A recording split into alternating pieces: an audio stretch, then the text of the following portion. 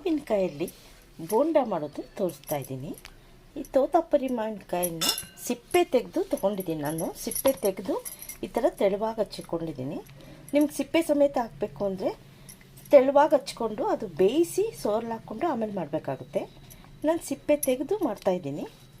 ಇದಕ್ಕೆ ಒಂದು ಕಲಸೋಕ್ಕೆ ಒಂದು ಕಪ್ಪು ಕಡಲೆ ಹಿಟ್ಟು ಹಾಕ್ಕೊಂಡಿದ್ದೀನಿ. ಒಂದು ಸ್ವಲ್ಪ ಅಕ್ಕಿ ಹಿಟ್ಟು,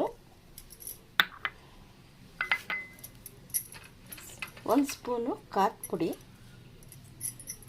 ಉಪ್ಪು ರುಚಿಗೆ ತಕ್ಕಷ್ಟು, ಜೀರಿಗೆ ಪುಡಿ ಸ್ವಲ್ಪ ಹಾಕ್ಕೋತಾ ಇದ್ದೀನಿ, ಸ್ವಲ್ಪ ಸೋಡಾ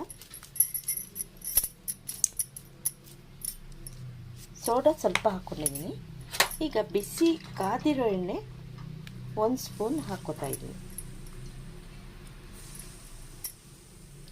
ಇದನ್ನು ನೀರು ಹಾಕಿ ಕಲಿಸ್ಕೊತೀನಿ.